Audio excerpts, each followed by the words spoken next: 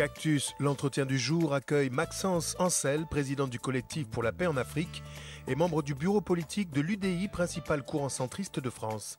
Avec elle, nous évoquons la mobilisation de l'opinion africaine contre les crimes de Boko Haram et son engagement dans la vie politique française.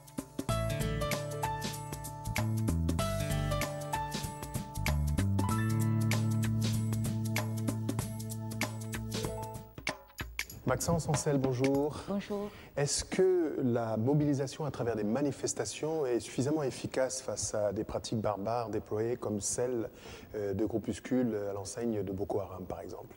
Efficace, en fait, nous faisons tout pour pouvoir mobiliser le maximum de personnes.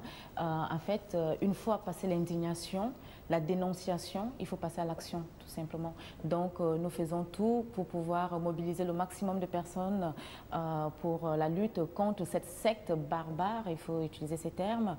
C'est une secte qui n'aime pas les gens, c'est une secte qui... c'est des personnes qui sont contre les droits de l'homme, parce que quand on tue, quand on égorge, quand on tire sur une femme en train d'accoucher, il n'y a pas de mots pour qualifier ce type de personnes. Je pense que c'est...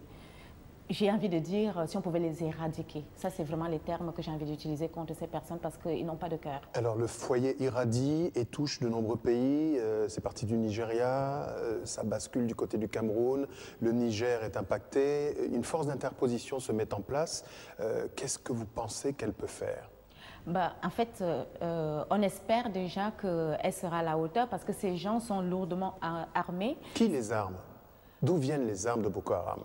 En fait, Boko Haram, moi, je ne sais pas exactement. Tout ce que je vois, c'est les actes qu'ils posent. Et on se rend compte que c'est des gens qui sont lourdement armés. Aujourd'hui, partis du Nigeria, attaquer le Cameroun, faire des incursions comme ça au Tchad, maintenant le Niger est menaçant même. Tous les nouveaux pays qui voudront rentrer dans cette guerre contre eux, moi je me dis que c'est des gens qui sont déjà structurés et engagés plusieurs fronts en même temps, c'est inquiétant, mais je suis rassurée de savoir quand même qu'il y a cette force de coalition. Je suis contente maintenant qu'on puisse déjà en parler au niveau international, mais il faut aller plus loin, il ne faut pas s'arrêter il ne faut pas fermer les yeux sur ce qui se passe en Afrique en ce moment, c'est grave, la situation est grave. On a souvent reproché aux dirigeants africains de faire preuve de trop de laxisme. Vous pensez que cette fois-ci, sur cette question, il y a un sursaut, je ne vais pas dire d'orgueil, mais ne serait-ce même que de fierté, pour tenter, ou en tout cas de juguler sérieusement quelque chose qui pourrait faire très très mal? Sursaut d'orgueil, sursaut de fierté, de toute façon, ils n'ont pas le choix. Il faut se lever contre Boko Haram, il faut se lever parce que ces gens, ils rasent des villages, ils incendient les écoles. Ils enlèvent les jeunes filles. Vous vous rappelez, vous vous souvenez de l'enlèvement des 200 jeunes filles enlevées. Et ils sont contre la modernité, ils sont contre les humains. Voilà, des gens qui veulent imposer une idéologie dont les représentants des pays concernés et d'autres, parce que ça peut arriver n'importe où. Regardez, le Niger est maintenant attaqué. Et je pense qu'il n'est plus question d'être laxiste, là, si c'était le cas. Il n'est plus question de fermer les yeux parce que en période de guerre, je ne sais pas, il faut regarder là où ça se passe dans d'autres parties du monde. Alors, avec le collectif dont vous êtes la présidente, vous vous indignez contre l'indifférence que vous expliquez comment? L'indifférence de l'opinion publique, la fameuse opinion publique internationale. Finalement, c'est pas qui c'est. Comme l'opinion publique internationale, c'est tout le monde. Finalement, c'est plus personne. Nous voulons que ça soit dit, nous voulons que ça soit relevé, que ça soit dans les médias. Nous voulons que ça soit sur toutes les tables de négociations, de discussions. Nous voulons dire qu'il y a des gens qui meurent parce qu'un petit groupe de barbares s'est levé et souhaite prendre le pouvoir en Afrique. Nous voulons que ça soit dit. Et nous voulons aussi mobiliser surtout parce que nous pensons que la force militaire, déjà, elle est efficace, elle est forte, mais il faut aussi un soutien moral à ces forces de défense qui sont engagées. Il faut un soutien aux populations sinistrées. Il faut aussi un soutien matériel aussi, parce que c'est pratiquement des villages qui sont l'agriculture qui est menacée. On sait que ce sont des zones maintenant où il n'y a plus de tourisme. Oui, on a appris que 50 milliards de dotations ont été affectées pour la lutte contre l'avancée de Boko Haram, qui a vraiment un plan cynique, pays par pays, de s'installer et peut-être d'avoir une vision continentale d'implantation. Quel est le message véritable que vous voulez faire passer aujourd'hui pour tous ces citoyens qui se sont démunis et qui voudraient participer à la mobilisation, en tout cas à la prise de conscience? S'élever, s'indigner, dénoncer, apporter leur contribution, parce qu'une fois après, dans ces mobilisations, enfin dans toutes ces mobilisations que nous faisons, nous allons aussi faire des récoltes de dons, en quelque sorte, pour apporter vraiment du soutien plus concret, par exemple aux veuves, par exemple aux jeunes. Vous savez que dans ces zones-là, ce sont des jeunes qui sont aussi enrôlés, et surtout parler, donner aussi de l'information, parce que vous voyez ce qui se passe depuis Charlie Hebdo ici, ça se passe aussi en Afrique, parce qu'il y a l'enrôlement des jeunes, soit volontairement, soit parfois de force, et Internet joue aussi un grand rôle. Donc, en fait, nous devons porter un message et dire aussi aux jeunes que faites attention, et puis mettre aussi les projecteurs, surtout les projecteurs dans cette zone, pour que, quand vous disiez tout à l'heure l'opinion internationale, c'est tout le monde. Il faut que les gens sachent qu'il se passe quelque chose là-bas. La France, l'Union européenne, parce que moi je pense souvent que,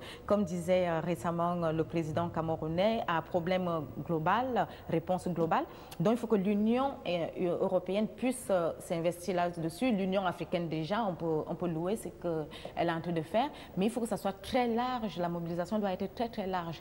Et puis, enfin, je ne sais pas, juste un mot là-dessus, quelque part, c'est aussi ces jeunes, une fois qu'il y a une guerre quelque part, il y a des réfugiés, il y a des déplacements.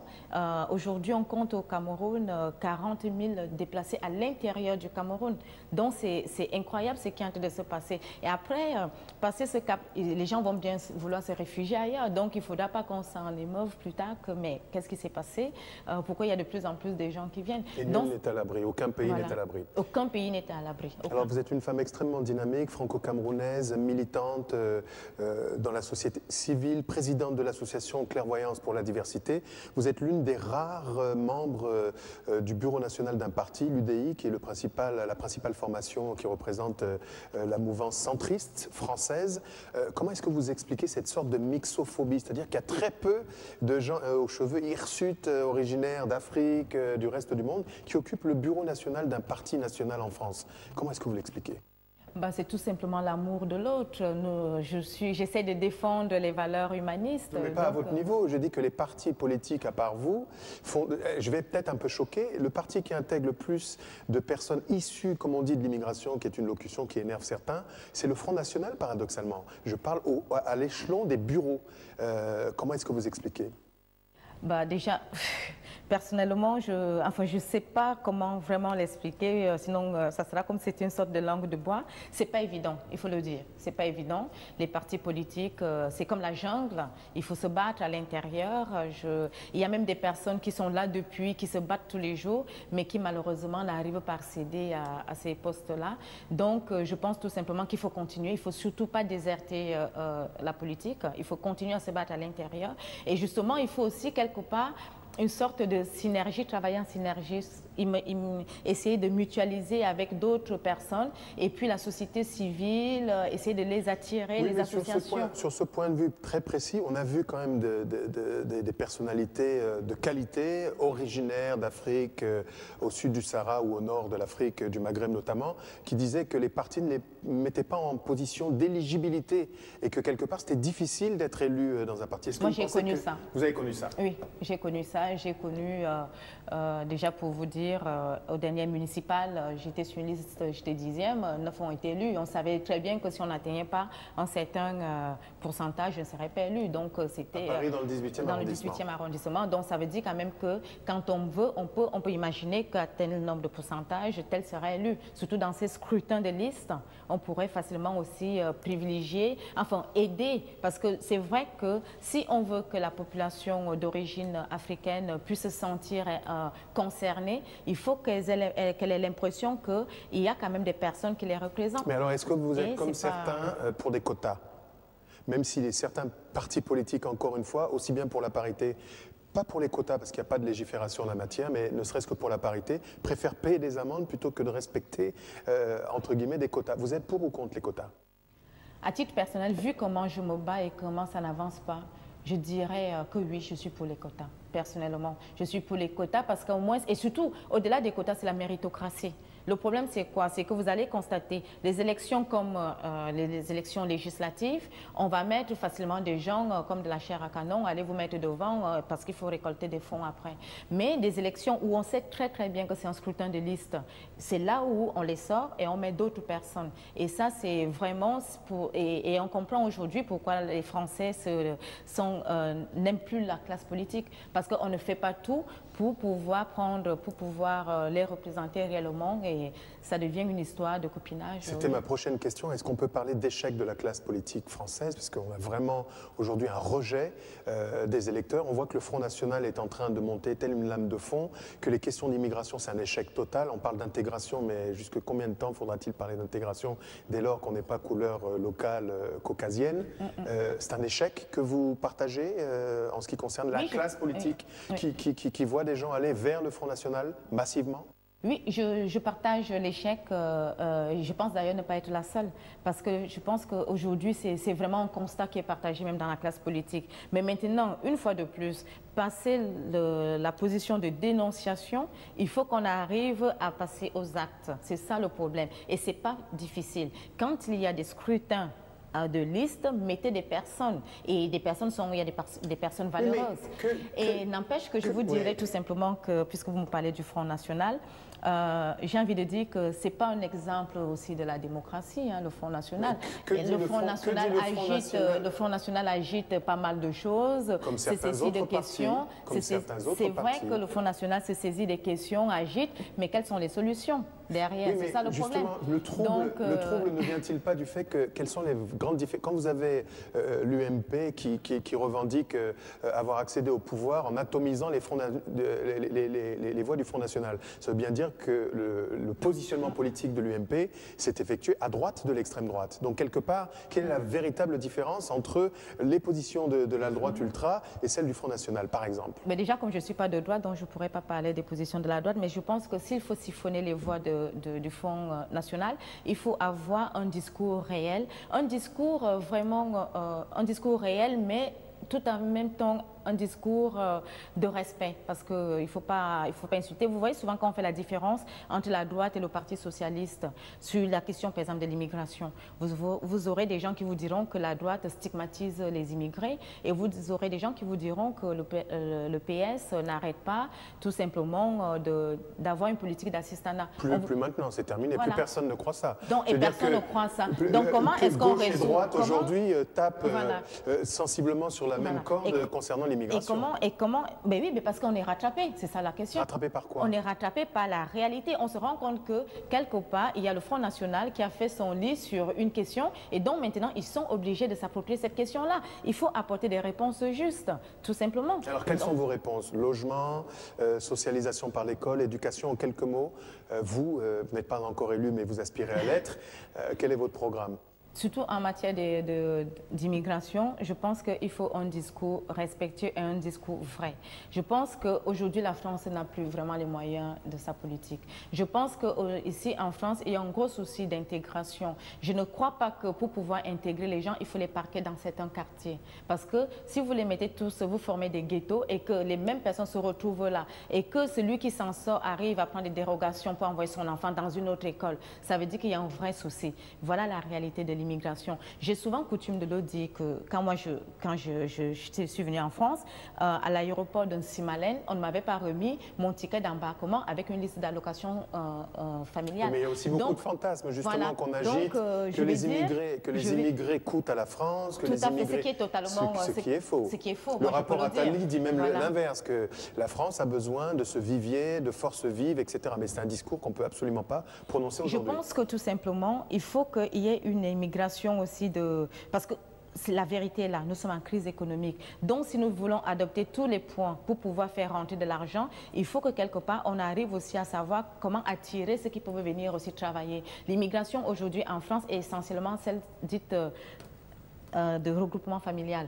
Et le Front National, je crois savoir qu'ils appellent ça l'immigration de peuplement ou repeuplement. Donc, vous voyez des termes injurieux quelque part. La droite parlementaire aussi, faites-moi confiance. Donc, quelque part, mais il faut qu'à un moment donné, on ait une immigration qui puisse aussi faire que les gens puissent avoir l'impression de pouvoir participer à l'effort collectif. Moi, je vais vous prendre un exemple. Vous faites un regroupement familial. Pourquoi est-ce que les gens prennent tellement de temps pour pouvoir faire venir leur famille? Et pendant ce temps-là, est-ce qu'on ne pourrait pas imaginer que dans leur pays d'origine, qu'il soit pour certains qui fassent peut-être des cours de langue avant de venir, vous savez que ça prend du temps. On a déjà entendu ça, le co-développement, etc. Mais ça a foiré. Mais justement, je suis en train de vous dire que pour l'instant, je ne suis pas élue, mais moi, je pense que ça pourrait gagner. Parce que quand quelqu'un arrive, nouvellement arrivé en France, ne sait pas parler français, qu'est-ce que vous voulez que la personne sache faire? Est-ce que le vrai programme ne serait pas que l'Afrique elle-même fasse rêver les Africains et que les Africains restent en Afrique? Mais de toute façon, aujourd'hui, beaucoup de choses sont à faire en Afrique. Et les gens ne rêvent plus de venir en France. Quand vous voyez seulement la construction des infrastructures, c'est cela, donc il y a normalement, il y a de quoi faire travailler des gens. Et je pense qu'il y a des politiques qui sont mises en place là-bas pour attirer les gens. Regardez maintenant, beaucoup de nationalités vont en Afrique pour travailler. Donc ce qui serait bien, c'est que les Africains, ceux qui sont aux manettes aussi en Afrique, puissent aussi attirer leurs ressortissants, venir faire des choses en Afrique. Maxence, un dernier mot sur votre ambition. Quelle est-elle? Quelle est votre ambition en fait? En tant que Maxence Ancel? En tant que Maxence Ancel au plan politique. Devenir député, ministre d'un gouvernement, défendre vos idéaux aux plus hauts échelons de l'État? Mon ambition, c'est, je vais dire, d'être élu. Pourquoi pas? D'être élu surtout, parce que déjà, je pense vivre déjà mon ambition au travers de plusieurs associations. C'est-à-dire, je suis plus proche des gens, j'essaie de comprendre et parfois, le fait même de ne pas être élu ne m'empêche pas d'aider quelqu'un, de l'amener vers là où ça se passe. Mais je pense aussi qu'il faut arriver à avoir une certaine... parce que les gens ont besoin, tout en détestant le politique, ils ont besoin de savoir que vous êtes élu. C'est une question aussi pour eux, parfois, de crédibilité. Et je pense que je travaille pour ça, pour qu'à un moment donné, que si je suis élue, parce que je peux aussi facilement, c'est une question aussi de facilité, mais ça ne m'empêche pas de faire aujourd'hui ce que je suis en train de faire. Ça ne m'empêche pas du tout. Et ça vous empêche d'écouter de la musique, d'aller au cinéma? Vous avez le temps? Vous semblez être une executive woman, toujours dans l'action. Je trouve même le moyen d'aller même à l'opéra avec mon époux, donc ne vous inquiétez pas. Je sais prendre quand même des moments pour m'arrêter et puis me reposer. Merci à vous d'avoir été notre invité. Bonne chance pour la suite, pour la mobilisation contre le fléau qui gangrène et qui porte un nom, Boko Haram, et pour votre engagement en politique. Merci d'être venu sur YouBiz News. Merci pour votre fidélité à Cactus. C'est déjà la fin. Merci de rester scotché sur les programmes de YouBiz News, votre chaîne.